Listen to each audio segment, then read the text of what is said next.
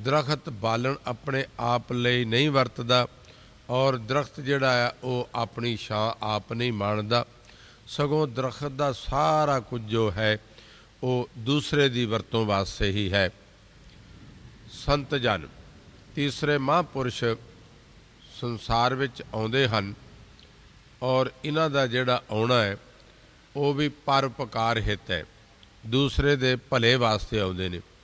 ਸੰਤ ਜਨ ਜੋ ਵੀ ਕਰਦੇ ਨੇ ਉਹ ਸੰਸਾਰ ਦੇ ਜਨਤਾ ਜਨਾਰਦਨ ਦੇ ਸੁੱਖ ਵਾਸਤੇ ਕਰਦੇ ਹਨ, ਪਰਮੇਸ਼ਰ ਦਾ ਨਾਮ ਸਿਮਰਦੇ ਨੇ ਔਰ ਦੂਸਰਿਆਂ ਨੂੰ ਪਰਮੇਸ਼ਰ ਦੇ ਨਾਮ ਨਾਲ ਜੋੜਦੇ ਨੇ। ਜਿਹੜੇ ਜੀਵ ਸੰਸਾਰ ਵਿੱਚ ਉਸ ਪਰਿਪੂਰਨ ਪਰਮਾਤਮਾ ਨਾਲੋਂ ਵਿਛੜੇ ਹੋਏ ਹਨ, ਅਨੇਕ ਜੂਨੀਆਂ ਵਿੱਚ ਭੌਂਦੇ ਫਿਰਦੇ ਨੇ, ਉਹਨਾਂ ਨੂੰ ਉੱਤਮ ਜੂਨੀ ਵਿੱਚ ਪਰਮੇਸ਼ਰ ਦੀ ਜਦੋਂ ਮਨੁੱਖਾ ਜੂਨੀ ਮਿਲਦੀ ਹੈ ਉਹਦੇ ਵਿੱਚ ਕੇਵਲ ਸੰਤ ਜਨ ਪਰਮੇਸ਼ਰ ਦਾ ਨਾਮ ਜਪਾ ਕੇ ਤਾਂ ਇਹਨਾਂ ਜੀਵਾਂ ਦਾ ਪਰਮੇਸ਼ਰ ਨਾਲ ਮਿਲਾਪ ਕਰਾਉਂਦੇ ਹਨ। ਇਸ ਲਈ ਸੰਤ ਵੀ ਪਰਉਪਕਾਰ ਜੀਵਨ ਹੀ ਜਿਉਂਦਾ ਹੈ। ਚੌਥਾ ਮੀਂਹ ਦਾ ਪਾਣੀ ਗੰਦੇ ਥਾਂ 'ਤੇ ਵੀ ਪੈਂਦਾ ਹੈ, ਚੰਗੇ ਥਾਂ ਵੀ ਪੈਂਦਾ, ਸਰੋਵਰ ਬਣ ਜੰਗਲ ਵਿੱਚ ਫਸਲਾਂ 'ਤੇ ਸਮਾਨ ਰੂਪ ਵਿੱਚ ਉਹ ਮੀਂਹ ਪੈਂਦਾ ਹੈ। ਕਿਸੇ ਇੱਕ ਲਈ ਨਹੀਂ ਬਲਕਿ ਸਾਰਿਆਂ ਲਈ ਸਾਂਝਾ ਪਾਣੀ ਜਿਹੜਾ ਹੈ ਮੀਂਹ ਬਰਸਾਉਂਦਾ ਹੈ। ਸਰਵਰ ਤਰਵਰ ਸੰਤ ਜਨ, ਚੌਥਾ ਬਰਸੇ ਮੀਂਹ, ਇਹ ਚਾਰੇ ਹੀ ਪਰਉਪਕਾਰ ਖਾਤਰ ਸੰਸਾਰ ਵਿੱਚ ਆਉਂਦੇ ਹਨ। ਗੁਰੂ ਅਰਜਨ ਦੇਵ ਮਹਾਰਾਜ ਦਾ ਬਚਨ ਹੈ, ਭਾਗ ਠੜੇ ਹਰ ਸੰਤ ਤੁਮਾਰੇ, ਜਿਨ ਕਰ ਧਨ ਹਰ ਨਾਮਾ, ਪਰਵਾਨ ਗਣੇ ਸੇਈ ਇਹ ਆਏ, ਸਫਲ ਤਿਨਾ ਕੇ ਕਾਮਾ। ਮੇਰੇ ਰਾਮ ਹਰ ਜਨ ਕੇ ਹਉ ਬਲ ਜਾਈ, ਕੇਸਾਂ ਕਾ ਕਰ ਚਬਰ ਢੁਲਾਵਾ, ਚਰਨ ਧੂੜ ਮੁਖ ਲਾਈ। ਸਤਿਗੁਰੂ ਕਹਿੰਦੇ ਹਨ, ਜਨਮ ਮਰਨ ਦੋਹੂ ਮੈਂ ਨਾਹੀ, ਜਨ ਪਰ ਉਪਕਾਰੀ ਆਏ, ਜੀ ਦਾਨ ਦੇ ਭਗਤੀ ਲਾਇਨ ਹਰ ਸਿਉ ਲੈਨ ਮਿਲਾਏ। ਸੰਸਾਰ ਦੇ ਬਾਕੀ ਲੋਕ ਧਰਤੀ ਦਾਨ ਕਰਦੇ ਹਨ, ਅਸਦਾਨ, ਗਜਦਾਨ, ਸਹਿਜਾ ਨਾਰੀ, ਭੂਮ ਦਾਨ, ਐਸੇ ਦਾਨ ਨਿਤਾ ਪ੍ਰਤੀ ਕਰਦੇ ਹਨ। ਪਰ ਸੰਤ ਜਿਹੜਾ ਦਾਨ ਕਰਦਾ ਹੈ ਉਹ ਸੰਸਾਰ ਵਿੱਚ ਸਭ ਤੋਂ ਵਿਲੱਖਣ ਹੈ, ਸਭ ਤੋਂ ਵੱਖਰਾ ਹੈ। ਸੰਤ ਜੀਵ ਨੂੰ ਜੀ ਦਾਨ ਦਿੰਦਾ ਹੈ। ਚਿਰੰਕਾਲ ਤੋਂ ਪਰਮਾਤਮਾ ਨਾਲ ਵਿਛੜੇ ਹੋਏ ਜੀਵ ਨੂੰ ਪ੍ਰਭੂ ਪਰਮਾਤਮਾ ਨਾਲ ਮਿਲਾ ਕਰਕੇ ਉਸ ਨੂੰ ਅਸਲੀ ਜੀ ਦਾਨ ਬਖਸ਼ਿਸ਼ ਕਰਦਾ ਹੈ। ਇਸ ਲਈ ਸਤਿਗੁਰੂ ਕਹਿੰਦੇ ਨੇ, ਐਸੇ ਜਿਹੜੇ ਸਤਪੁਰਸ਼ ਬੰਦਗੀ ਕਰਨ ਵਾਲੇ ਪ੍ਰਭੂ ਦੇ ਪਿਆਰੇ ਹਨ ਉਹ ਸੰਸਾਰ ਵਿੱਚ ਲੋਕਾਂ ਨੂੰ ਜੀ ਦਾਨ ਦਿੰਦੇ ਹਨ। ਸੰਸਾਰ ਦੇ ਪਦਾਰਥਾਂ ਦਾ ਦਾਨ ਕਰਨਾ ਬੜਾ ਸੌਖਾ ਹੈ। ਕੋਈ ਕਾਰ ਦਾਨ ਕਰਦਾ ਹੈ, ਜ਼ਮੀਨ ਕੋਠੀ ਦਾਨ ਕਰਦਾ, ਸੋਨਾ ਚਾਂਦੀ ਬਸਤਰ ਅੰਨ ਦਾਨ ਕਰਦਾ ਹੈ, ਪਰ ਜਿਹੜਾ ਜੀਵ ਦਾਨ ਕਰਨਾ ਹੈ ਇਹ ਸਭ ਤੋਂ ਉੱਤਮ ਹੈ ਔਰ ਕੇਵਲ ਇਹ ਸਤਪੁਰਸ਼ ਮਹਾਂਪੁਰਸ਼ ਹੀ ਕਰ ਸਕਦੇ ਹਨ। ਜਿਤਨਾ ਸੰਸਾਰ ਹੈ ਇਹ ਸਾਰਾ ਚਾਰ ਪ੍ਰਕਾਰ ਦੀਆਂ ਜੂਨੀਆਂ ਵਿੱਚ ਪ੍ਰਭੂ ਪਰਮਾਤਮਾ ਨੇ ਰਚਿਆ। ਅੰਡਜ, ਜੇਰਜ, ਚੇਤਜ, ਉਤਪੁਜ, ਖਾਣੀ ਕੀਤੇ ਜੰਤ ਜਨਾ। ਉਹ ਜੋਨੀ ਜਿਹੜੀ ਪਹਿਲਾਂ ਅੰਡੇ ਦੇ ਰੂਪ ਵਿੱਚ ਪੈਦਾ ਹੁੰਦੀ ਹੈ, ਫਿਰ ਉਸ ਅੰਡੇ ਵਿੱਚੋਂ ਜੀਵ ਨਿਕਲਦਾ ਹੈ। ਇਸੇ ਤਰ੍ਹਾਂ ਦੂਸਰੀ ਕਿਸਮ ਦੀ ਜੋਨੀ ਹੈ ਜੇਰਜ, ਜੀਵ ਖਾਸ ਕਿਸਮ ਦੀ ਝਿੱਲੀ ਵਿੱਚ ਲਿਪਟਿਆ ਸੰਸਾਰ ਵਿੱਚ ਆਉਂਦਾ ਹੈ। ਉਹ ਝਿੱਲੀ ਦੇ ਫਟਣ ਤੋਂ ਬਾਅਦ ਵਿੱਚ ਉਹ ਜਿਹੜੀ ਝਿੱਲੀ ਹੈ ਉਹਦੇ ਵਿੱਚੋਂ ਜੀਵ ਬਾਹਰ ਆਉਂਦਾ ਹੈ। ਇਹ ਜੇਰਜ ਦੂਸਰੀ ਕਿਸਮ ਦਾ ਜੀਵ ਕਹਾਉਂਦਾ ਹੈ। ਔਰ ਤੀਸਰੀ ਕਿਸਮ ਸੇਤਜ, ਮੁੜਕੇ ਤੋਂ ਪੈਦਾ ਹੋਣ ਵਾਲੇ ਜੀਵ ਜੰਤੂ ਹਨ, ਜਿਵੇਂ ਜੂਆਂ, ਚਮਜੂਆਂ, ਪਿੱਛੂ, ਚਿਚੜੀਆਂ ਆਦਿਕ। ਇਹ ਮੁੜਕੇ ਤੋਂ ਪੈਦਾ ਹੋਣ ਵਾਲੇ ਹਨ। ਇਸ ਨੂੰ ਸੇਤਜ ਜੂਨੀ ਕਹਿੰਦੇ ਹਨ। ਚੌਥੀ ਕਿਸਮ ਉਤਪੁਜ ਹੈ। ਗਰਮੀ ਦੀ ਰੁੱਤ ਤੋਂ ਬਾਅਦ ਵਿੱਚ ਜਦੋਂ ਬਰਸਾਤ ਦਾ ਮੀਂਹ ਪੈਂਦਾ, ਨਾਨਾ ਪ੍ਰਕਾਰ ਦੇ ਜੀਵ ਜੰਤੂ ਔਰ ਬਹੁਤ ਸਾਰੀ ਬਨਸਪਤੀ ਉਹ ਧਰਤੀ ਵਿੱਚੋਂ ਪੈਦਾ ਹੁੰਦੀ ਹੈ। ਇਸ ਤਰ੍ਹਾਂ ਇਹ ਅੰਡਜ, ਜੇਰਜ, ਸੇਤਜ, ਉਤਪੁਜ, ਇਹ ਚਾਰ ਪ੍ਰਕਾਰ ਦੀਆਂ ਖਾਣੀਆਂ ਸੰਸਾਰ ਵਿੱਚ ਪੈਦਾ ਹੁੰਦੀਆਂ ਹਨ। इन्हां तो भिन्न भी प्रकृति का वखरा रूप वेखण नूं मिलदा है। जिवें तूत, पिपल, बोड़ आदि दे दरख्त जिहड़े हन, पहलां उसनूं अंडज जोनी दे जीव खांदे हन, उन्हां दा फल, और उस फल का बीज उन्हां दे मिहदे विच कुछ सਮਾं रहिंदा है। जदों उस मिहदे विचों बिठ रूप विच, विष्ठा रूप विच वो पंछी त्याग करते हैं, तो वो जिहड़ा बीज उन्हां दे मिहदे विच रिहा हुंदा, वो आण के धरती ते पैदा हुंदा है, बाकी नहीं पैदा होंदे। और इस तरह एक भृंगी नां दा छोटा जिहा कीड़ा आ, वो भी खास किस्म की मिट्टी का घर बनाउंदा है। उस घर विच एक खास किस्म की सुंडी नूं बंद करदा है, और छोटा जिहा उस भृंगी ने मूँह रखिया हुंदा उस घर का, उहदे मोहरे वो अपना राग जिहड़ा भरीं भरीं दी आवाज़ है उस सुंडी नूं सुनाई देंदा है। कुछ समय बाद वो जिहड़ी सुंडी है वो भृंगी का रूप धारण करती है। भाव प्रकृति का एक ऐसा रूप है जिहड़ा इस तरह भी जीव नूं पैदा करदा।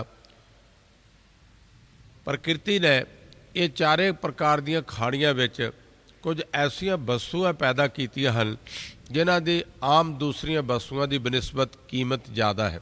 जिवें बनस्पति विच चंदन का दरख्त सब तो कीमती है, और चंदन के दरख्त विच एक खास खासियत है कि वो आस पास बसन वाले दूसरे दरख्तां नूं भी वो चंदन सरीखा सुगंधी दे देंदा है।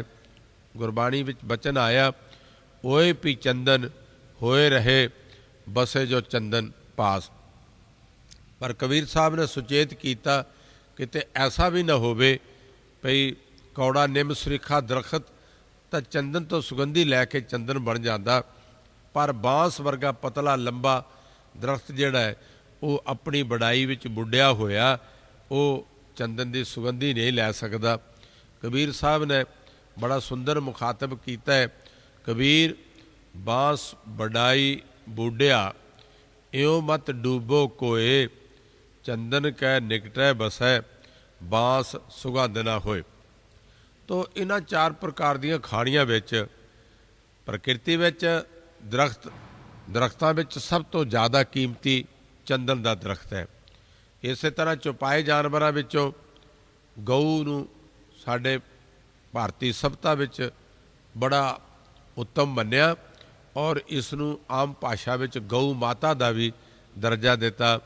गऊ का दुध बच्चों लई, बीमारां लई, और उसका जिहड़ा होम करन लई घीओ वगैरह वो सारियां चों श्रेष्ठ उत्तम मन्निया। इस तरह फुल्लां दी दुनिया विच गुलाब का फुल सब तो श्रेष्ठ मन्निया, और पत्थरां दी दुनिया विच हीरा जिहड़ा सब तो ज़्यादा कीमती है। कबीर साहब कहते ने, हर हीरा जन जौहरी लैकै मांडै हाट, जब ही पाइए पारखू तब हीरन की साठ। पर कदे ऐसा भी हुंदा है जदों हीरे का पारखू ना मिले तो हीरा जिहड़ा है वो कौडी बदले चले जाता। पारखू की घाट तो बिना हीरे की कीमत जिहड़ी है वो भी पूरी नहीं पैंदी। इसलिए जिहड़ा हीरा है वो बेशक कीमती है, पर उसका पारखू होना जरूरी है। तो इन्हां सारिया जूनिया 84 लाख जूनिया विचों मनुखा जूनी सब तो श्रेष्ठ है। सतगुरु अर्जन देव महाराज का बचन है, इस धरती में तेरी सकदारी अवर जोन तेरी पनहारी। जितनियां 84 लाख जूनिया ने वो सारिया इस मनुखा जूनी दियां सेवा करन वालियां ने। ये मनुखा जूनी सारियां नालों श्रेष्ठ है, क्योंकि बाकी जूनियां सारियां अपने कीते हुए कर्मां नूं भोगण वालियां ने, पर मनुखा जूनी जिहड़ी है ये कर्म करदी भी है और अपने कीते पूर्व जन्मां नूं भोगदी भी है। और जिहड़ा कर्म करन दी समर्था इसनूं परमात्मा ने बख्शी है, इहदे करके ही ये परमेश्वर का नाम सिमर के ते परमेश्वर विच सदैव काल लई अभेद हो सकती है। इसलिए मनुखा जूनी नूं सब नालों श्रेष्ठ मन्निया है। गुरु अर्जन देव महाराज का बचन है कि भई प्रापत मनुख देहुरिया, गोबिंद मिलन की यह तेरी बरिया, अवर काज तेरे किते न काम, मिल साध संगत भज केवल नाम। कबीर साहब कहते ने मानस जन्म दुलंभ है, होत न बारंबार, ज्यों बन फल पाके भोए गिरै, बहुर न लागै डाल। मनुखा जन्म ये कियास नहीं किया जा सकता कि अज मिलिया हुण इस समय सानू प्राप्त है, इस जन्म नूं बीतण तो बाद फिर भी प्राप्त हो जाएगा। इसलिए महाराज ने बाणी विच बार बार संकेत दिता है कि मनुख अजे तू जाग, अजे ही तू सिमरन कर, अजे परमात्मा की बंदगी कर, फिर जदों तेरा बुढ़ापे का तेरा रूप हो गया, बुढ़ापे विच तेरे अंग जिहड़े शिथिल हो गए, शरीर तेरे बस विच ना रहा, बुद्धि कमज़ोर हो गई, उस समय तू परमेश्वर का नाम नहीं सिमर सकेगा। ये तेरी अवसर, ये तेरी बार, घट भीतर तू देख विचार, ये तेरा समा है, तेरा मौका आया, तेनू समा टाइम मिलिया, इस समय विच ही तू अपने घट शरीर विच विचार करके वेख कि वह परिपूर्ण परमात्मा के संबंध विच तू सिमरन करके वेख, तो तेनू पुनर जन्म नहीं मिलेगा।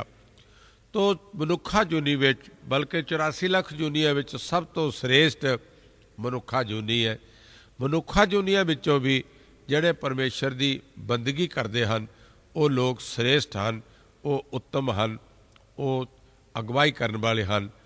तो इस जूनी विच, मनुखा जूनी विच श्रेष्ठ गुरबाणी के विचार अनुसार भगत, साध, हरजन, हरिदास, सन्मुख, संत ते ब्रह्म ज्ञानी आउंदे हन। गुरु अर्जन देव महाराज का बचन है, जिन्ना सास ग्रास न विसरै, हर नामा मन मंत, धन से सेई नानका पूरन सोई संत।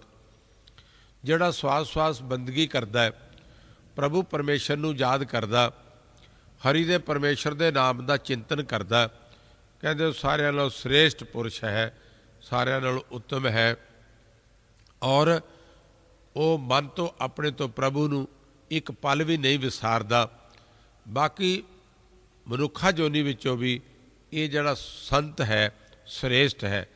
वास्तव विच संत जागे हुए पुरुष का नाम है। एक रामायण विच अयोध्या कांड विच आउंदा है कि हनुमान सीता माता का पता करने लई लंका विच दाखल होए। रात का समा हनुमान जी ने अपना सूक्ष्म छोटा रूप बनाया होया और बड़ी ही अत्यात नाल उस मायावी राक्षस नगरी लंका विचों दी लंघ रहे ने। एक गली विचों दी लंघदियां दरवाजे कोल रुके, उथों आवाज़ आ रही सी, राम। हनुमान जी रुक गए, उन्होंने आवाज़ नूं गौर नाल सुनिया। दूजी बार फिर आवाज़ आई कि राम। हनुमान एक अच्छा दूत होने के नाते सोच रहा कि ये मायावी राक्षस शहर है, हो सकता मैनू को लुभाएमान करने लई कोई राम का नाम उच्चारण कर रहा। इसलिए बड़े ही ध्यान नाल वो ये गल सुन रहे ने कि राम का उच्चारण हो रहा। तीसरी बारी फिर राम की आवाज़ आई, राम। हनुमान नूं यकीन हो गया कि ये कोई भगवान राम का परमेश्वर का प्यारा है जो भगवान नूं याद कर रहा है।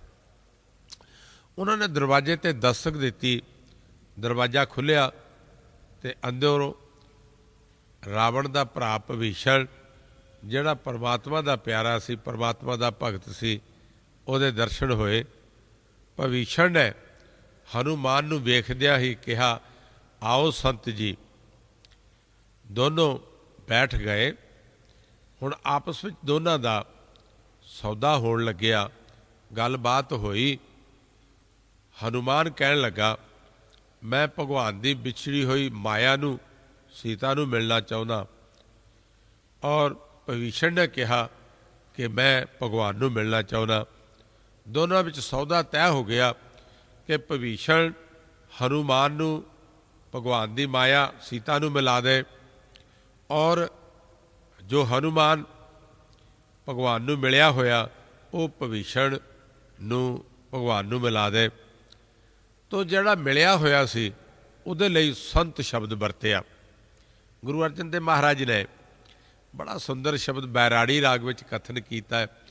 सतगुरु कहंदे संत जना मिल हर जस गायो, कोट जन्म के दुख गवायो, जो चाहत सोई मन पायो, कर किरपा हर नाम दवायो, सर्व सुख हर नाम बड़ाई, गुर प्रसाद नानक मत पाई। सतपुरुषां नाल जिहड़े प्रभु दे खोजी हन, प्रभु की बंदगी करने वाले संत जन हैं, गुरु अर्जन देव महाराज कहते उन्हां नाल मिल के हरि परमात्मा का जस गायन करना चाहिए। होएगा कि जस करने नाल प्राप्ति की होएगी? सतगुरु कहते कोट जन्म के दुख गवायो। परमात्मा तो विछड़ के जिहड़े करोड़ां जन्मां दे दुख सुख का अनुभव इस जीव नूं होया, दुख सुख इसने भोगिया, वो जदों महापुरुषों की संगत में बैठ के ये बंदगी करेगा, परमेश्वर का सिमरन करेगा, तो जीव जिहड़ा मुक्त हो जाएगा। इसलिए जीव नूं मुखातब करके गुरु अर्जन देव महाराज बचन करते ने कि तू संतां दी संगत कर और संतां दी संगत विच तैनूं तेरे करोड़ां जन्मां दा जिहड़ा बार बार पुनर पुनर जन्म का दुख ते सुख है उहदा तैनूं छुटकारा हो जाएगा, उस तो तैनूं निजात मिल जाएगी, तू दुख सुख विच नहीं पवेगा। शायद इसलिए गुरु अर्जन देव महाराज बचन कर रहे ने हम संतन की रेन प्यारे, हम संतन की शरणा, संत हमारी ओट सताणी, संत हमारा गहना। हम संतन स्यों बड़े आई, पूरब लिखिया पाई, इह मन तेरा भाई। तो अखीर में सतगुरु कहते संतन सो मेरी लेवा देवी, संतन सो व्यवहारा। जे व्यवहार रखना है तो महापुरुषों नाल, प्रभु के प्यारिया बंदगी करने वाले संतां नाल, और जे कोई लैना देना करना है संसार का, संसार के लोगों नाल नहीं बल्कि परमेश्वर की बंदगी करने वाले महापुरुषों नाल। एक पूर्ण नां दा भिक्षु जिहदा जीवन बहुत अच्छा होया, महात्मा बुद्ध का सेवक सी।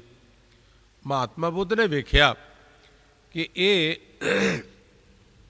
पूर्ण इस समय पूर्ण संत बन गया, इहदे विच सारे उत्तम गुण जिहड़े सी वो इसने धारण कर लए हन।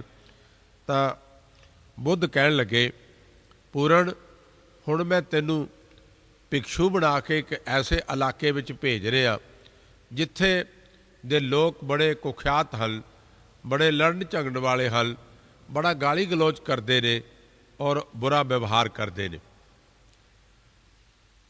पूर्ण कहन लगा गुरुदेव इउं दसो कि वो जड़े लोग ने वो मारते तो नहीं, केवल गाली गलोच करते हैं? बुद्ध कहन लगे हाँ गाली गलोच करते हैं, कदे कदे मारते भी है। बुद्ध पूर्ण कहन लग्या बुद्ध जी इउं दसो कि कदे वो कटते तो नहीं, तलवार का वार तो नहीं करते? बुद्ध कहन लगे हाँ कदे कदे वार भी करते हैं। पूर्ण कहन लगा बहुत अच्छा है, जे तो गाली गलोच करते हैं तो भी अच्छा है, मारते नहीं। जे वो मारते कुटते है तो भी अच्छा, वो घट्टो घट कटते नहीं, वढ़ते नहीं। तो बुद्ध कहन लग्या कदे कदे कट भी देंदे ने, मार भी देंदे ने।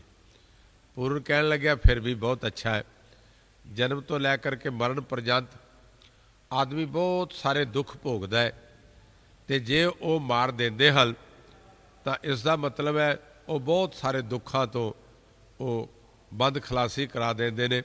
इसलिए वो लोग बड़े चंगे ने। जिहड़ा संत बंदगी करदा करदा परमेश्वर नाल जुड़ जाता, वो किसी लिए बैर भाव नहीं रखता, वो किसी लिए बुराई नहीं चितवदा, वो केवल ते केवल अपने इष्ट नाल, अपने प्रभु नाल जुड़िया रहिंदा और शांतपूर्वक परमेश्वर के नाम नाल जुड़िया रहिंदा। इसलिए गुरबाणी का बचन है जिथे बैसन साध जल, सो थान सुहंदा, वो सेवन समर्थ अपना, बिन सै सब मंदा। द्वैत भाव ਨੂੰ खत्म करके केवल अपने ईश्वर प्रभु परमात्मा नाल जुड़ते हैं और उन्होंने कोई बैरी और कोई दुश्मन कोई दूसरा उन्होंने प्रतीत नहीं होंदा। ना को बैरी ना है बगाना, सगल संग हम को बनियाई। ऐसे सतपुरुषों के प्रति सतगुरु बचन करते ने, संत की महिमा बेद न जाने, जेता सुने तेता बख्याने। साधारण तौर पर इसका अर्थ करिए तो संत की महिमा बेद न जाने, भाव बेद भी संत की महिमा नहीं कह सकता। सवाल है कि जिहड़ा बेद निर्गुण स्वरूप का प्रतिपादक है, निर्गुण स्वरूप बारे ज्ञान देता, आत्म स्वरूप बारे ज्ञान देता है, वो केवल संत के गुणों का अनुवाद क्यों नहीं कर सकता। तो महापुरुष बचन करते हैं कि जिहड़ा गुणानुवाद है वो किसी भाषा विच हुंदा है, भाषा के शब्दों के जोड़ विच हुंदा है, पर जिहड़ा परमेश्वर दे नाल मिलाप का आनंद है, आत्मक आनंद है, वो शब्दों का और मन की कल्पना का विषय नहीं। भाव उस आत्मक आनंद नूं शब्द कह नहीं सकते और मन उहदे बारे कल्पना नहीं कर सकता। इसलिए कबीर साहब का बचन सत है, कहो कबीर गूंगे गुण खाया, पूछे ते क्या कही है। परमेश्वर के मिलाप का जिहड़ा बसल का आनंद है, उन्होंने किसी भी बाणी के शब्दों में शब्दक भाषा में उन्होंने बयान नहीं किया जा सकता। इसलिए सतगुरु ने बचन किया, संत की महिमा बेद न जाने, जेता सुने तेता बख्याने। उदाहरण वजों एक माता का पुत्र विछड़ गया, बहुत अरसा विछड़िया रहा, 15-20 साल बाद कदे अचनचेत वो अपनी माता नूं मिल जाए, माता खुशी विच कदे उसके अखां च हंझू आउणगे, कदे वो हसेगी। उस माता का हसना और अखां विच हंझू आउणे दोनों ही अपने पुत्र प्रति बेअथाह प्यार की निशानी है, जिन्हों संसार का कोई कवि कोई लेखक बाणी द्वारा शब्दों के जोड़ द्वारा बयान नहीं कर सकता। इस तरह जिहड़ा प्रभु परमात्मा नाल मिलाप का वसल का आनंद है, सुख है, वो किसी भी भाषा विच शब्दों के जोड़ नाल उसनूं बयान नहीं किया जा सकता। संत महापुरुष सदीप काल परमेश्वर के नाम नाल जुड़े रहते हैं। एक अबू सलेम नां का संत एक नगर तो बाहर रहिंदा है, बड़ा अच्छा जीवन है। उसने अपने जीवन में खिमा, अहिंसा, दया, मृद, सत बचन, तप, दान, सील, सोच, संजम, तृष्णा, बिना, धर्मलिंग 10 जान। ये जिहड़े धर्म के 10 लिंग हैं, धर्म के 10 पहलू हैं, इन्हों अपने जीवन में पूर्ण तौर पर धारण किया होया। उहदे लई कोई दुश्मन नहीं है, कोई बैर विरोध नहीं रखता। उहदे लई तैसा स्वर्ण तैसी उस माटी, तैसा अमृत तैसी विख खाटी, ऐसे सुंदर जीवन में विचर रहा। पर नगर का एक दोखी आदमी वो अबू सलेम संत नूं बार बार बुरे शब्द कहता है। अबू सलेम उसके शब्द सुन लैंदा पर कदे भी उसका जवाब नहीं देता, बल्कि अपने मौज विच अपने आनंद विच वो हमेशा विचरदा। लोग बड़ा सत्कार करते, बड़ा अदब करते, पर अबू सलेम ना उन्होंने बहुते सत्कार विच हंकार बिरती चाहता और ना कदे वो किसी की बुराई करते वो किते दोख रूप विच उहदी बिरती उचाट ना हुंदी। एक दिन उस दोखी पुरुष ने सोचा कि अबू सलेम नूं होर दुख किवें दिता जाए। वो अबू सलेम कोल गया तो जाके कहन लगा, अबू सलेम जी तुसीं मेरे घर कल रोटी खाण वास्ते आउणा। अबू सलेम कहन लगे, अच्छा। दूसरे दिन बिल्कुल टाइम ते ਉਹਦੇ ਘਰ ਮੋਹਰੇ ਗਏ, ਦਰਵਾਜ਼ਾ ਖੜਕਾਇਆ। ਉਹ ਆਦਮੀ ਬਾਹਰ ਨਿਕਲਿਆ, ਕਹਿਣ ਲੱਗਾ ਤੁਸੀਂ ਮੇਰੇ ਘਰ ਕੀ ਕਰਨ ਵਾਸਤੇ ਆਏ ਹੋ? ਅਬੂ ਸਲੇਮ ਕਹਿਣ ਲੱਗੇ ਤੁਸੀਂ ਰੋਟੀ ਵਾਸਤੇ ਕਿਹਾ ਸੀ, ਮੈਂ ਰੋਟੀ ਖਾਣ ਵਾਸਤੇ ਆਇਆ। ਉਹ ਦੋਖੀ ਆਦਮੀ ਕਹਿਣ ਲੱਗਾ ਤੁਹਾਨੂੰ ਅੱਜ ਵਾਸਤੇ ਨਹੀਂ ਸੀ ਕਿਹਾ, ਤੁਹਾਨੂੰ ਕੱਲ੍ਹ ਵਾਸਤੇ ਕਿਹਾ ਸੀ, ਜਾਓ ਚਲੇ ਜਾਓ, ਕੱਲ੍ਹ ਆਉਣਾ, ਅੱਜ ਨਹੀਂ, ਅੱਜ ਰੋਟੀ ਨਹੀਂ ਮਿਲੇਗੀ। ਅਬੂ ਸਲੇਮ ਜੀ ਆਪਣੀ ਕੁਟੀਆ ਨੂੰ ਚਲੇ ਗਏ। ਉਹਨਾਂ ਦੇ ਮਨ ਵਿੱਚ ਕੋਈ ਹਰਖ ਸੋਗ ਨਹੀਂ ਪੈਦਾ ਹੋਇਆ, ਬਲਕਿ ਜਦੋਂ ਆਪਣੀ ਕੁਟੀਆ ਵਿੱਚ ਜਾ ਕੇ ਬੈਠ ਗਏ, ਦੂਜੇ ਦਿਨ ਟਾਈਮ 'ਤੇ ਫਿਰ ਉਹਦੇ ਘਰ ਰੋਟੀ ਖਾਣ ਗਏ।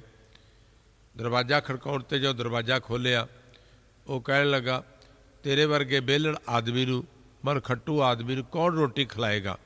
ਚਲਾ ਜਾ, ਕੋਈ ਰੋਟੀ ਨਹੀਂ ਤੇਰੇ ਲਈ ਇੱਥੇ। ਇੱਕ ਅੰਗਰੇਜ਼ੀ ਦਾ ਫਿਲਾਸਫਰ ਕਹਿੰਦਾ if you live without work you must live without food, ਵੀ ਜੇ ਤੁਸੀਂ ਕੰਮ ਨਹੀਂ ਕਰਦੇ ਤਾਂ ਤੁਸੀਂ ਰੋਟੀ ਦੇ ਹੱਕਦਾਰ ਵੀ ਨਹੀਂ। ਪਰ ਇੱਥੇ ਉਸ ਨੂੰ ਰੋਟੀ ਲਈ ਬੁਲਾਇਆ ਗਿਆ ਸੀ, ਰੋਟੀ ਦਿੱਤੀ ਨਹੀਂ, ਬੇਇੱਜ਼ਤ ਕਰਕੇ ਅਬੂ ਸਲੇਮ ਜੀ ਨੂੰ ਫਿਰ ਘਰ ਤੋਂ ਬਾਹਰ ਭੇਜ ਦਿੱਤਾ। ਅਬੂ ਸਲੇਮ ਦੇ ਮਨ ਵਿੱਚ ਕੋਈ ਵੀ ਕਲੇਸ਼ ਦੁੱਖ ਪੈਦਾ ਨਹੀਂ ਹੋਇਆ, ਬਲਕਿ ਸ਼ਾਂਤ ਰੂਪ ਵਿੱਚ ਫਿਰ ਆਪਣੀ ਕੁਟੀਆ ਵਿੱਚ ਚਲੇ ਗਏ। ਫਿਰ ਤੀਸਰੇ ਦਿਨ ਆਪ ਗਿਆ, ਕਹਿਣ ਲੱਗਾ ਸੰਤ ਜੀ ਮੈਂ ਅਸਲ ਵਿੱਚ ਗੁੱਸੇ ਵਿੱਚ ਸਾਂ, ਮੈਂ ਤੁਹਾਡਾ ਸਤਿਕਾਰ ਨਹੀਂ ਕੀਤਾ, ਤੁਹਾਨੂੰ ਰੋਟੀ ਨਹੀਂ ਖਿਲਾਈ, ਅੱਜ ਤੁਸੀਂ ਫਿਰ ਮੇਰੇ ਘਰ ਚਲੋ ਰੋਟੀ ਖਾਣ ਵਾਸਤੇ। ਅਬੂ ਸਲੇਮ ਚੌਥੇ ਦਿਨ ਵੀ ਰੋਟੀ ਖਾਣ ਵਾਸਤੇ ਗਏ, ਔਰ ਜਦੋਂ ਘਰ ਗਏ ਤਾਂ ਉਸ ਆਦਮੀ ਨੇ ਬਹੁਤ ਬੇਇੱਜ਼ਤ ਕੀਤਾ। ਅਬੂ ਸਲੇਮ ਨੂੰ ਧੱਕੇ ਮਾਰੇ, ਧੱਕੇ ਮਾਰ ਕੇ ਘਰ ਤੋਂ ਬਾਹਰ ਕੱਢ ਦਿੱਤਾ।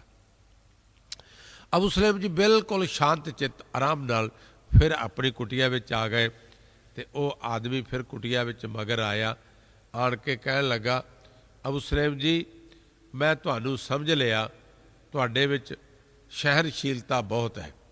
ਅਬੂ ਸਲੇਮ ਕਹਿਣ ਲੱਗੇ ਤੂੰ ਮੈਨੂੰ ਕੀ ਸਮਝਿਆ? ਕਹਿਣ ਲੱਗੇ ਤੁਹਾਡੇ 'ਚ ਸਹਿਣਸ਼ੀਲਤਾ ਦਾ ਗੁਣ ਬੜਾ ਹੈ।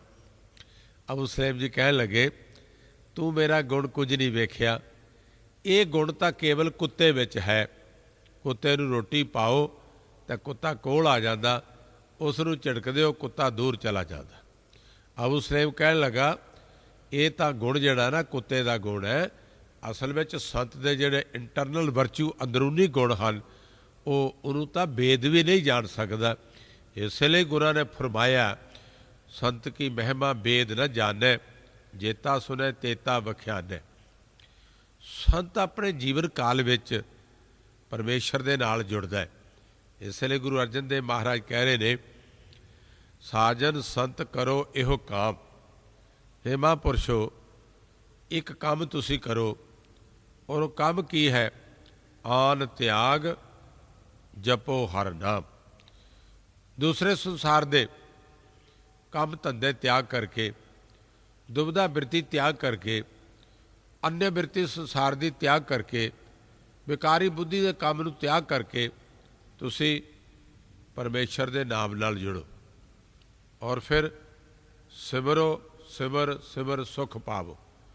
सिमर के सिमर के सिमर के पाप दृढ़ करके ते तुसी सुख नूं आत्मक आनंद नूं प्राप्त होवोगे।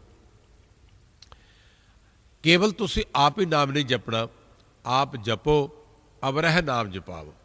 आप भी सिमरन करो और दूसरिਆਂ ਨੂੰ ਵੀ ਤੁਸੀਂ ਸਿਮਰਨ ਕਰਾਓ, ਤਾਂ ਸੰਸਾਰ ਵਿੱਚ ਤੁਹਾਡਾ ਆਉਣਾ ਸਫਲ ਹੋਏਗਾ।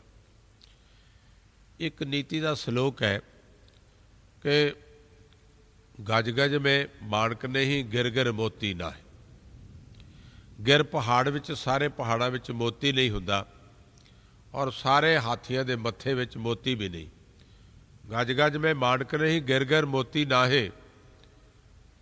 और बन तर चंदन नहीं, हर जंगल विच चंदन का दरख्त भी नहीं हुंदा। संत ना पुर माहे और सारिया पुरियां विच सारे नगरां विच सारे शहरां विच संत भी नहीं है। गुरु अर्जन देव महाराज कहते हैन विरले नाहे घड़े फैल फक्कड़ संसार। संसार विच सतपुरुष तो हल पर ज़्यादा नहीं, थोड़े ने, बिरले ने, बहुत बिरले ने। नानक कोटन में कोऊ नारायण जिह चीत। करोड़ां दे विच कोई एक है जिहदे हिरदे च सदीव काल परमेश्वर का नाम जिहड़ा वो रहिंदा है और सदीव काल परमेश्वर के नाम का चिंतन करते हैं। एक महापुरुष अपनी कुटिया विच बैठे हैं, रात का समा, सर्दी का मौसम है, थोड़ा थोड़ा मीह भी पै रहा, बरखा पै रही है। पहले पहर विच एक आदमी ने आण के दरवाज़ा खड़काया। संतां ने दरवाज़ा कुटिया का खोलिया, कह लगे आओ भगत जी। वो कह लगे संत जी सवेर का अपने सफ़र ते चले हैं, रस्ता भुल गया, अपनी मंजिल ते जाना अजे बड़ी दूर है, इसलिए रात के अंधेरे विच तुहाडी कुटिया वेखी है, मेरा मन करता है मैं तुहाडे कोल थोड़ा चिर आराम करा और आराम करने तो बाद विच फिर मैं अपनी मंजिल ते चला जावांगा। महापुरुष कहन लगे कुटिया मेरी बहुत छोटी है, इहदे विच लम्मा पै के केवल एक आदमी आराम कर सकता है, बैठ के दो आदमी आराम करते हैं, खड़े होकर तीन आदमी आराम कर सकते हैं। इसलिए कोई गल नहीं, तुसी आ जाओ, मैं लम्मे पै के आराम कर लिया, हुण आपां बैठ के दोनों आराम करांगे। तो ये दोनों बैठ गए। पहला पैर बीत गया, दूजे पैर दा जदों शुरुआत हुई तो एक आदमी ने फिर दरवाजे ते दस्तक दी। महापुरुषों ने कुटिया का दरवाज़ा खोलिया, बाहर एक जिसके वस्त्र गिले सी, सर्दी नाल कंब रहा सी, आदमी खड़ा सी। कहने लगा संत जी मैं तुहाडी कुटिया च आराम करना है, आराम करके सुबह मैं अपनी मंजिल ते चला जावांगा। महापुरुष कहने लगे भाई लम्मा पै के तो एक आदमी आराम कर सकता सी, बैठ के दो आदमी आराम करते सी, ते खड़े हो के तीन आदमी आराम कर सकते हैं। कोई गल नहीं, तुसी कुटिया दे अंदर आ जाओ, हुण असीं तिन्ने खड़े होके आराम करांगे। जी दान दे भगती लाइन हर सो लैन मिलाए। संत केवल सदीव काल दया करदा, जीवां ते दया करदा। गुरबाणी दा बचन है 68 तीर्थ सगल पुन जी दया परवान। 8 ते 60 68 तीर्थां दा गिनती हिंदू मत विच कीती गई है। वैसे तो बहुत लंबी गिनती है, पर उहदे विचों केवल 68 तीर्थ जिहड़े है उन्हां नूं श्रेष्ठ मन्निया, सारे तीर्थां चों मुखी मन्निया। ते सतगुरु कहंदे ने जिहड़ा जीवां ते दया करदा है उन्होंने केवल दया करने नाल 60 ते 8 68 तीर्थां दे इशनान करन दा, मैं उन्हां तीर्थां ते जाण दा, उन्हां तीर्थां ते जाके दान पुण्य करन दा जिहड़ा फल है वो केवल एक जीव उत्ते दया करन तो प्राप्त हो जाता। 68 तीर्थ सगल पुल जी दया परवान। तो महापुरुष सदीव काल जीवां ते दया करते हैं। इन्हें चेर नूं चौथा आदमी फिर आ गया, उन्हें दरवाज़ा खड़काया, आण के कहने लगा संत जी मैं बड़ी दूर तो आया, रात रस्ता भुल गया, भुख भी बड़ी लगी है और मैं थक गया, सर्दी लगी है, मैं तुहाडी कुटिया च आराम करना चाहुंदा, थोड़ा चिर आराम करांगा, जो ही सूरज चढ़ेगा मैं अपनी मंजिल ते चला जावांगा। महापुरुष कहने लगे लेट के एक आदमी आराम कर सकता सी, बैठ के दो आदमी आराम करते सन, खड़े होकर तीन आदमी आराम करते सन, हुण तू चौथा आया, तू खड़ा होकर अंदर आराम कर ले, मैं हुण कुटिया तो बाहर खड़ा हो जा। पर उपकारी आए तेरे जन, जी दान दे भगती लाइन हर सो लैन मिलाए। तो सतपुरुष जीवां ते अत्यंत करके दया करते हैं और किसी का दुख नहीं वेख सकते। शाम का समा महापुरुष बंदगी कर रहे हैं, बंदगी करते हैं नाले टहल रहे ने। उन्हां दे आश्रम के कोल दी एक आदमी लंघिया जिसने एक थैला अपनी पिठ पिछे पाया होया सी। उस थैले विच कोई जीव सल। जदों महापुरुषों के लागों दी लंघिया वो जीव फड़फड़ाए तो महापुरुषों को शक होया भी इहदे थैले विच कुछ है। उन्होंने उस आदमी को आवाज़ दी, कहन लगे रुक जा। वो खड़ा हो गया, कहने लगा तेरे थैले विच की है? वो कहने लगा बाबा जी 2 मुर्गावियाँ ने। महापुरुष कहन लगे ये क्यों पकड़ियाँ ने? कहता खाण वास्ते पकड़ियाँ। महापुरुष कहन लगे किन्ने पैसे लेने हैं? उन्हें बधा चढ़ा के कितने ज़्यादा पैसे मंगे। इन्ने चन महापुरुष करीब चल गए और उन्होंने जा कर के उस आदमी का गुट पकड़ लिया, बांह पकड़ ली, जेब विचों कुछ पैसे कढ़े और उस आदमी को देन लगे। वो कहने लगा मैं इतने पैसे नहीं लेने, ज़्यादा पैसे लेने ने। महापुरुषों ने इतने तगड़े हाथ नाल पकड़िया, कहन लगे ये जीव छड़ दे और तू ये पैसे लैके चला जा। तू साढ़े आश्रम कोल दी इन्हां जीवां नूं मारन वास्ते ले जा रहे, तैनूं नहीं पता जिस जगह ते संत बैठदा परमेश्वर की बंदगी हुंदी है और जिस जगह ते परमेश्वर का नाम सिमरिया जाता है उत्थे कदे भी जम नहीं उहदे लागे आंदा। गुरु अर्जन देव महाराज बचन करते ने, जह साधु गोबिंद भजन कीर्तन नीता नीत, अणा हो अणा तू अणह छुटै निकट न जाइयो तूत। जिथे साधु बंदगी करता होवे, सदीप काल गोबिंद का भजन हुंदा होवे, जै साधु गोबिंद भजन कीर्तन नीता नीत, हरि जस हरि का कीर्तन प्रभु परमात्मा की कीर्ति जस गाया जाता होवे, नीता नीत निता प्रति हर रोज़ हर समय। वो कहते ना तू धर्मराज अपने जमा नूं आखदा तुसीं नहीं जा सकते उत्थे, अणा हो मैं भी नहीं जा सकता, अणह छुटै निकट न जाइयो दूत। हे दूतो तुसी उस जगह विच नहीं जाना जिथे संत जन बैठे होण, परमेश्वर की बंदगी करते होण, भगती करते होण और परमेश्वर का जस उत्थे हर वक्त हर समय गाया जाता होवे। तो महापुरुष कहन लगे ऐसी अवस्था विच तू इन्हां जीवां दा वध करन वास्ते इत्थे ले जा रहे। महापुरुषों ने उहदे कोलों झोला पकड़ लिया और उन्होंने पैसे दे दिते, वो तुर गया। डेरे अंदर आन करके महापुरुषों ने जिहड़ी उन्होंने नित की हल्ट की खूही खुरली सी उहदे च पानी भरिया, उन्हें मुर्गावियां नूं छड्ड दिता। हर रोज़ पानी पाउंदे रहे, हर रोज़ उन्होंने खुराक पाउंदे रहे। 2 महीने तक पालन पोषणा की। एक दिन सेवादार नूं कहन लगे इन्हां नूं उड़ाओ। छोटे छोटे खंभ उभरे आए, वो थोड़ा चिर मुर्गावियां उड़ियां मुड़ के बैठ गई। महापुरुष कहन लगे इन्हां नूं कोई जानवर खा जाएगा, इस वास्ते इन्हां नूं पकड़ के फिर अजे इन्हां दी सेवा करो। तो फिर लगातार उन्हां नूं खुराक पाते रहे, वो तगड़े हो गए। तो एक दिन जो वेख्या उड़ सकते ने, महापुरुषों ने उन्हां नूं आज़ाद कर दिता और वचन किया, कहन लगे जाओ प्रकृति की गोद में जा करके विचरो, आनंद माणो। तो संत एक दया का मुजस्मा है। संत दया करदा और जीवां ते रहम करदा, रहमो कर्म करके जीवां नूं मुक्ति वाले पासे लैके जाता। सतगुरु वचन करते ने, संतन स्यो मेरी लेवा देवी, संतन स्यो ब्यवहारा, संतन स्यो हम लाह खाटिया, हर भगत भरे भंडारा। संतन मोको पूंजी सौंपी, तो उतरो मन का धोखा। धर्मराय अब कहाँ करेगो, जो फाटे सगलो लेखा। बस विच एक नीति का श्लोक है, वो कहता है जात ना पूछिए संत को, पूछ लीजिए ज्ञान।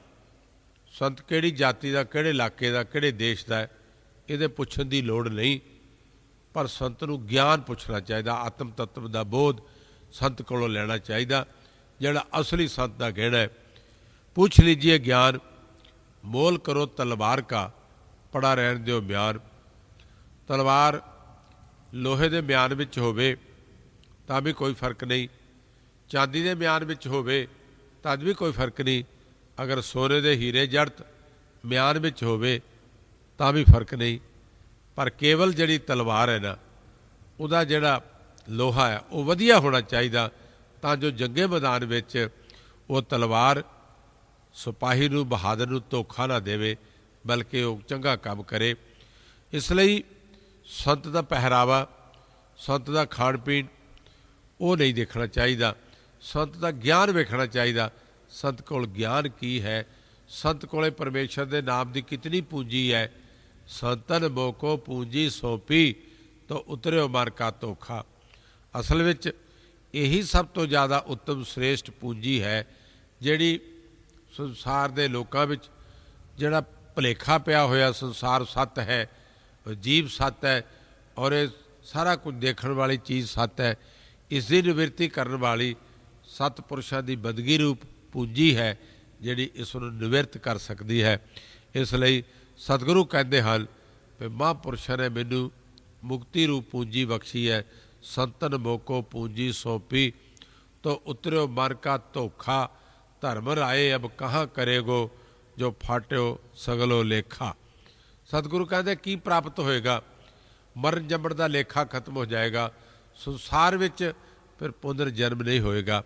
इसलिए महा आनंद भय सुख पाया संतन के प्रसादे। महापुरुषों की कृपा द्वारा आनंद की प्राप्ति हुई और आनंद का बसल प्राप्त होया। संतन के प्रसादे कहो नानक हर स्यो मन मानिया रंग रते बिस्मादे। तो महापुरुष ऐसे जीवन च जिउंदे हन जिस कुल विच जिस देश विच पैदा होण उन्हां कुलां दा उधार करते हैं। एक बड़ा सुंदर विचार नीति वाले ने लिखिया कि पिपल का दरख्त जदों उसनूं कौआ जां अन्य कोई जानवर खाता है, उन्हां दी बिठ विचों पैदा होया पिपल का दरख्त जिहड़ा है वो पूजनीय है, क्योंकि मनुखा जीवन वास्ते वो बहुत सुंदर जिहड़ी ऑक्सीजन गैस छड्डदा है। और फिर हरण जिहड़ा है वो मरण तो बाद हरण की खल जिहड़ी है संत लोकी उहनूं चीर बस्तर की वरतों करते हैं, पर ये नहीं देखते ये मुर्दे की खल है।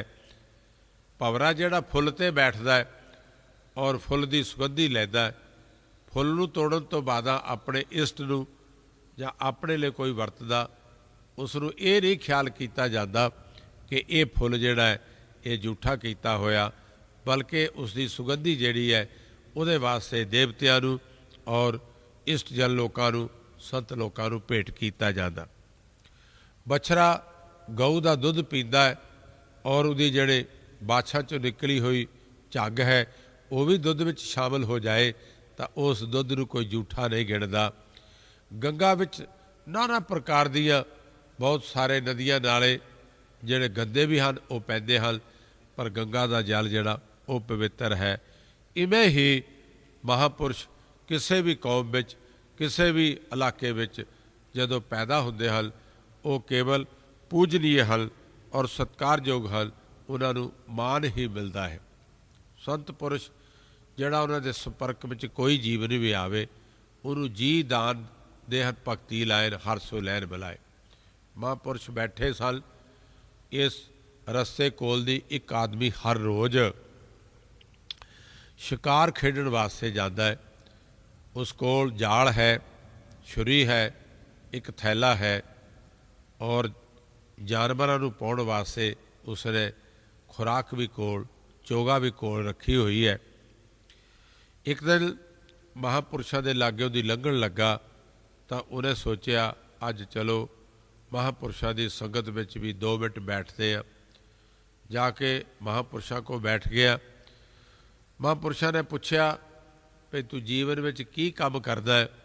वो कहन लगा महापुरुषो मैं जाल लाउना, जाल में पंछी फसते हैं, मैं उन्होंने आप भी मार के खाना और उन्होंने बाजार च बेच करके उस पैसे नाल अपने परिवार की परवरिश करदा।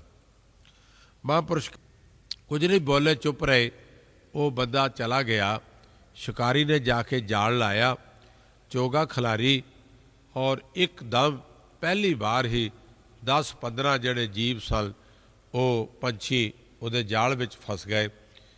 शिकारी बड़ा खुश होया, कहन लगा अज पहले दिन संत की संगत विच गए आ ते इक्को बार जाल लाउण नाल इन्ने जानवर फसे ने, ये भी उन्हां दी कृपा है। और कदे कदे सारा दिन विच 2 जानवर नहीं सन फसदे, इसलिए उन्हां जानवरां नूं खंभ खो के थैले च पा के लैके महापुरुषों कोल आया और उहदे विचों दसबंध कढ़ के चौथा हिस्सा कढ़ के महापुरुषों के मोहरे रखिया। संत पुरुष कहन लगे भई ये गुरमुख प्यारिया की है? वो कहन लगा जी तुहाडा नाम लैके जाल लाया सी और ये पंछी पहली बार जाल लाउण नाल फसे हल, इस वास्ते मैं तुहाडा हिस्सा दे रहा। महापुरुष कहन लगे हाँ हिस्सा तो मैं लै लवांगा, पर मैं इक्को एक पंछी जिहड़ा है उहदा मास प्रवान करदा। उस पंछी का नाम चतुरभुज है, उसकी इस तरह की सुंदर धौण है, उहदा रंग जिहड़ा सुनहरी है, पैर बड़े सुंदर ने, वो खांदा मोती चुगदा है और उसका शरीर बड़ा सुंदर है। एक अद्भुत किस्म के पंछी का जिक्र महापुरुषों ने अपनी भाषा विच कीता और उन्हां दी भाषा नूं सत समझ के ये शिकारी जंगल वाल नूं चला गया। जाल लाया, केवल जाल विच 2-3 पंछी फसे, उन्हां नूं पकड़िया।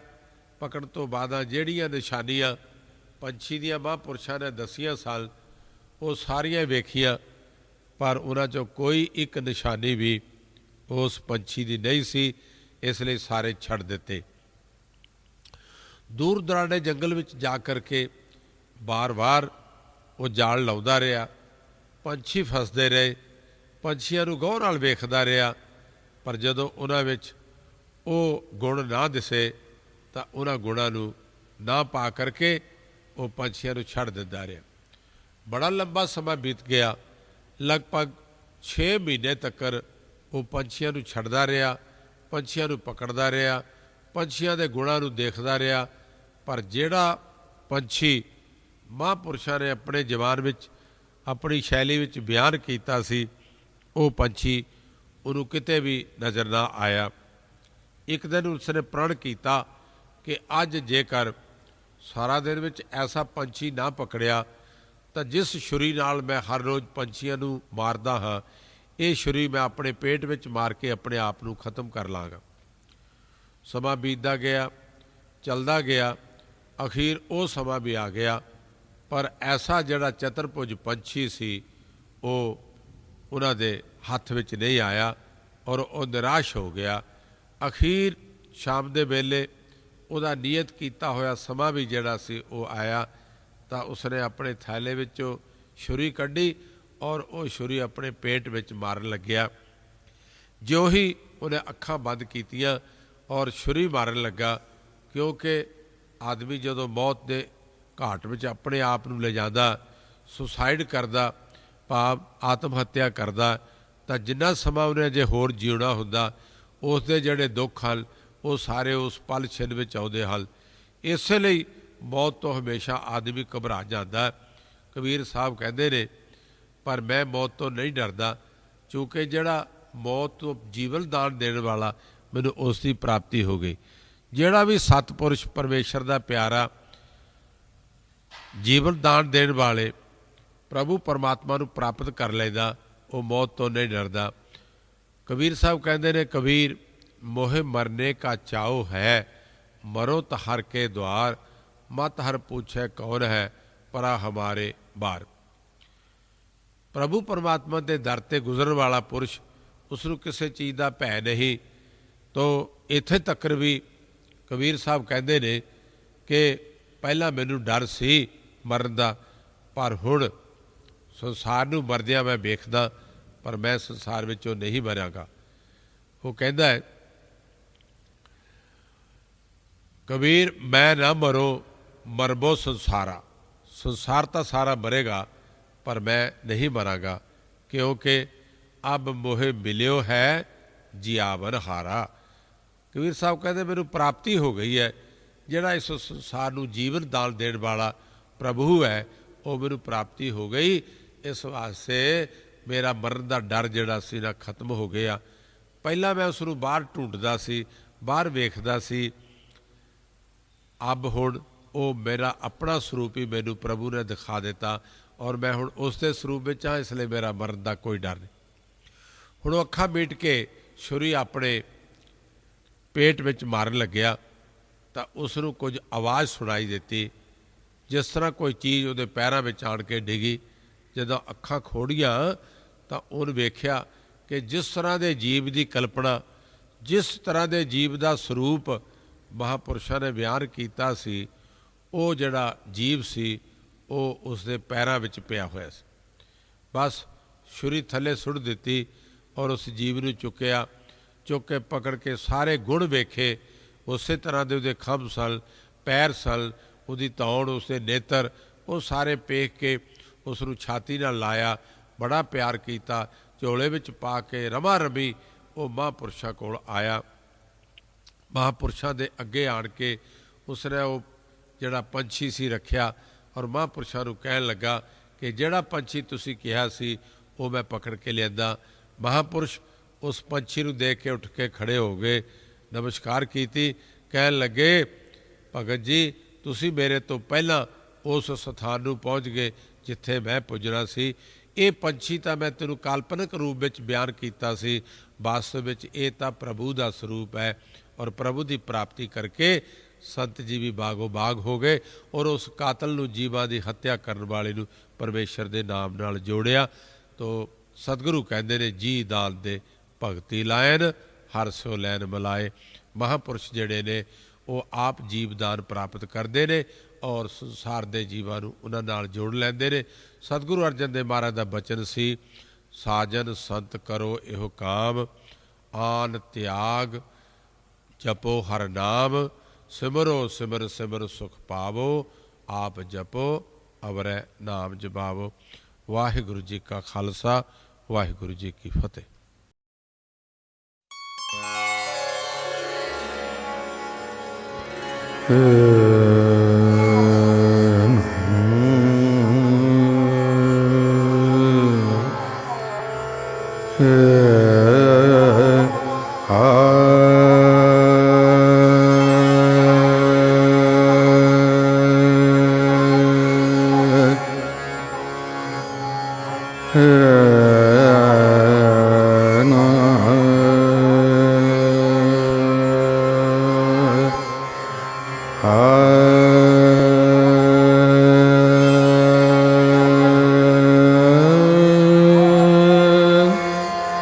Ah